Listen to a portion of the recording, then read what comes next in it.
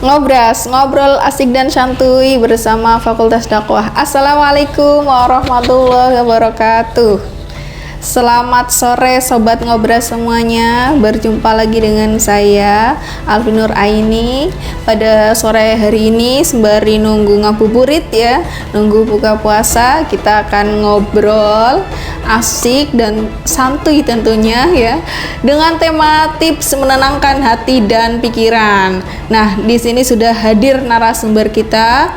Beliau adalah Kajur konseling dan pengembangan masyarakat. Bersama narasumber kita Ibu Nur Azizah MSI. Selamat sore Bu Azizah. Selamat sore. Assalamualaikum. Waalaikumsalam. Gimana kabarnya Bu sore hari ini? Alhamdulillah.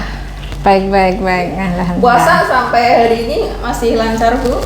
Aman lancar ya, lancar jaya. Alhamdulillah.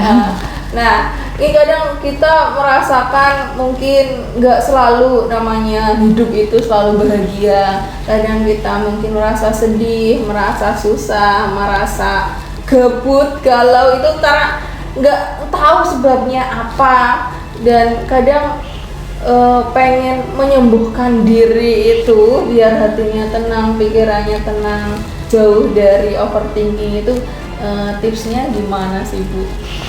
Ya, ternyata memang ya ini materi yang ya bahasan yang cukup banyak dialami ya oleh terutama di 20 tahun ke atas. Betul, milenial apalagi ya. Jadi kadang memang overthinking, kemudian galau dan sebagainya, sebetulnya ya harus diidentifikasi dulu sebetulnya ya. Kan biasanya penyebabnya bisa karena ada masalah, tapi masalah itu apakah itu masalah positif atau negatif, kemudian itu asalnya apakah dari diri kita sendiri atau dari orang lain dan sebagainya, ini juga harus istilahnya diidentifikasi dulu, baru nanti untuk menguraikan itu maka akan lebih mudah sebetulnya.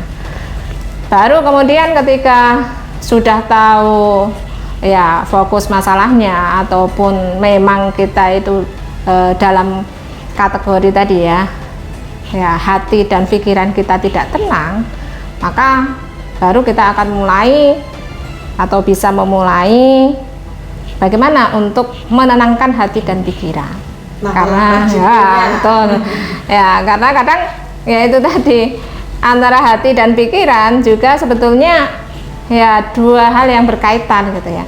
Ada yang pikirannya menghubungkan dengan hati, ada yang hati karena masalah hati jadi itu pikirannya nggak bisa mikir, wah betul ya, nggak bisa fokus dan sebagainya ya. Artinya apa, dua hal ini sebetulnya bisa ya diberikan tadi ya, untuk menenangkan itu bisa dari hati dulu atau pikiran dulu, atau bisa juga ya dua-duanya, hati dan pikiran.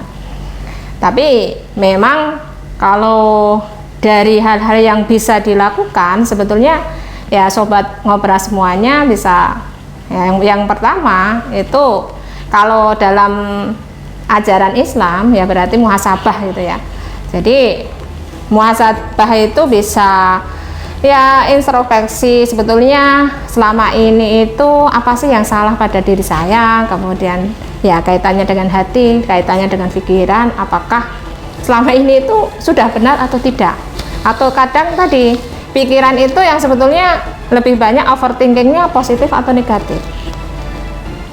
Hal-hal yang kadang itu sederhana tapi karena overthinkingnya yang ya berlebihan, jadi akhirnya ya tadi membuat masalah itu dianggap sebagai masalah besar. Maka ya jalan satunya yang pertama adalah muhasabah ya. Kemudian setelah itu ya Sobat Ngobras bisa melakukan penenangan diri dengan banyak baca istighfar, kemudian ya istilahnya bisa tadi ada di kesalahan-kesalahan atau hal-hal yang negatif yang kita lakukan atau itu mengganggu pikiran dan hati gitu ya. ya bagaimana untuk mereduksi itu. Jadi salah satunya dengan baca istighfar.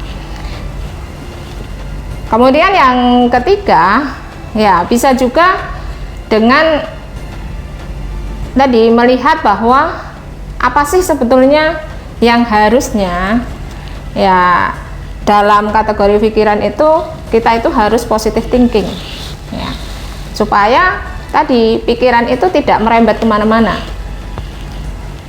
Untuk positive thinking maka kaitannya adalah dengan kebersyukuran. Jadi harus bersyukur bahwa saat ini kita bisa ya berpuasa dengan mudah, lancar dan sebagainya. Kemudian bisa diberikan kesehatan, kenikmatan hidup, teman-teman yang baik dan sebagainya. Jadi hal-hal seperti itu sebetulnya bisa ya secara ya konkret itu bisa dilakukan gitu ya, secara mandiri gitu ya. Jadi tidak harus menunggu hal-hal yang ya langkah-langkah yang berat gitu ya. Jadi bisa seperti itu.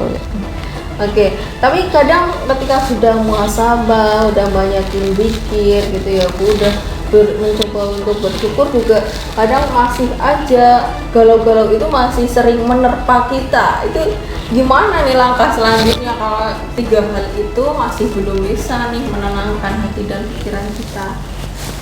Jadi sebetulnya memang tergantung pribadi masing-masing ya, kembalinya juga ke pribadi masing-masing. Apakah tadi ya usaha yang dilakukan oleh diri kita itu sudah maksimal atau belum, atau mungkin kita sudah punya target tapi ternyata melakukan tadi ya muhasabah, kemudian membaca istighfar atau kebersyukuran itu tidak dilakukan secara maksimal. Maka yang bisa dilakukan kalau memang itu masih mengganggu pikiran dan hati tidak tenang dan sebagainya, maka silahkan Sobat Ngobras bisa ya sharing ke orang tua, bisa sharing ke temennya ya, bisa curhat gitu ya, atau bisa konseling ke konselor, atau bisa datang ke psikolog atau ke psikiater. Karena kadang kalau nanti berlarut-larut bisa saja efeknya akan mengganggu lebih jauh lagi efeknya. Jadi aktivitas jadi tidak berjalan dengan baik, kemudian terjadi tadi ya hal-hal yang memang bisa muncul tanpa kita duga sebelumnya gitu. Jadi salah satunya harus percaya bahwa apa yang dilakukan ataupun tadi ya nanti ketika mendapat masukan dari orang lain ataupun kadang kita ketika sudah cerita dengan orang lain, hati dan pikiran kita kan bisa plong gitu. Tapi kalau teman-teman atau Sobat Ngobras semuanya belum mampu untuk itu, maka ya bisa mencari orang yang terpercaya. Nah, seperti itu. Yang paling dekat gitu ya. Iya, tidak harus jauh-jauh gitu ya. Jadi yang sekamarnya atau ya kalau di pondok ya, atau di pondok ataupun ya di rumah ya berarti ke orang tua atau ke kakaknya, adiknya dan sebagainya. Ya. Boleh Mungkin saja. kalau sobat-sobat ini lebih milih ini nih Bu, yang sering dijadikan langkah refreshing gitu ya, refreshing dengan cara healingnya jalan-jalan. Ya, Jalan-jalan juga kan paling pas healingnya doang pas hilang ya, begitu healingnya habis juga kadang kembali lagi ya Bu. Itu healing yang seperti apa sih Bu yang biar netep aja gitu ya, udah refreshnya ya refresh terus gitu, terus gitu. Nah ini ya healingnya terus tapi refreshnya enggak gitu ya. Healing terus tapi enggak sembuh-sembuh. Ya jadi kadang ya sebagai pribadi sebetulnya ketika hati tidak tenang, kemudian pikiran juga tidak tenang, ataupun hal-hal yang kita lakukan itu tidak maksimal, maka yang harus kita lakukan saat itu adalah menentukan fokus tujuan yang akan kita lakukan. Artinya tujuan yang pertama adalah niat untuk menyelesaikan supaya tidak berlanjut-lanjut. Itu yang ada. Jadi niat itu penting gitu ya. Niat ada diri sendiri. Saya mau berubah.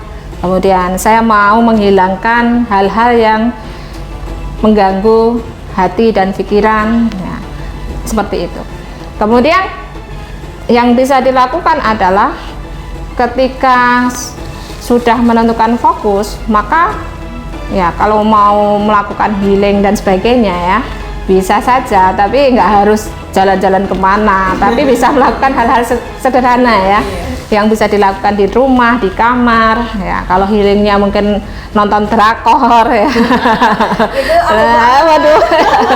Lah ini nonton drakor atau hanya sekedar jalan-jalan, cuci mata ya, tidak harus naik gunung dan sebagainya. Tapi kalau memang healingnya itu bisa diakses ya, dengan hal-hal yang dengan aktivitas lain juga lebih luar biasa, dan itu juga bisa dialihkan ke aktivitas positif. Jadi bisa teman-teman atau sobat ngobras bisa aktif di organisasi ataupun ikut kegiatan sosial dan sebagainya. Jadi semakin banyak aktivitas, sebetulnya nanti hal-hal yang mengganggu hati dan pikiran itu bisa teralihkan ya. Jadi akan lebih tidak hanya melulu mikir itu atau hanya melulu memikirkan ya perasaan dan sebagainya. Ini ya senangnya kan seperti itu yang terjadi. Ya, berarti ini sobat ngobras nih harus menentukan niatnya apa dulu nih kalau mau healing ya. Iya, betul. Ada sekedar hanya healing terus main-main doang habisin duit, atau cuman biar capek aja, tapi ada goals yang ingin dicapai ya, ada goalsnya tuh. Tapi untuk hati dan pikiran yang tenang itu sebenarnya ukurannya gimana ya Bu? Karena kadang tenang, kadang nggak tahu nih pas tengah-tengah atau pas terpuruk kayak gitu, kadang hanya apa ya, fluktuatif banget gitu. Ukurannya gimana ya Bu? Ya, kalau melihat ukuran sebetulnya gini, ketika kita sudah ya ukurannya ya, biasanya adalah ketika kita sudah bisa tidur nyenyak, tidak insomnia, ya, kemudian makan enak. Ya, ini ya ukuran, artinya ukuran secara fisik itu biasanya seperti itu. Karena kadang efeknya adalah bisa kurang tidur, kemudian tidak selera makan dan sebagainya ya. Makanya bisa juga untuk menenangkan hati dan pikiran itu juga harus merubah pola tidur, jadi tidurnya harus teratur gitu ya. Nah ini jadi seperti itu. Kalau untuk ukuran pasti dan sebagainya, maka ya sobat ngobras bisa datang ke yang lebih ahli ya, bisa ya psikolog atau ya psikiater dan sebagainya. Oke, demikian itu ya sesi ngobrol kita. Semoga bisa bermanfaat nih bagi teman-teman sobat ngobras ya, bagi sobat ngobras semuanya yang mungkin sering galau, sering gabut ya. Memang masa-masa ini tuh masa-masa yang menggalaukan pikiran, belum ada ketetapan gitu ya Bu. Iya, betul. Masih bimbang dan ragu, menentukan ya, masih takdirnya masih belum jelas itu. Semoga bisa menginspirasi teman-teman semuanya. Terima kasih Bu Nur Aziza sama-sama atas ngobrolnya, atas sharingnya. Dan jangan lupa sobat ngobras selalu datang kunjungi channel YouTube Fakultas Dakwah di Fakultas Dakwah UIN Saizu Purwokerto. Setiap jam 5 ada ngobras dan juga ada talent dakwah. Jangan lupa di like, comment, and share. Selamat sore, selamat berbuka. Wassalamualaikum warahmatullahi wabarakatuh.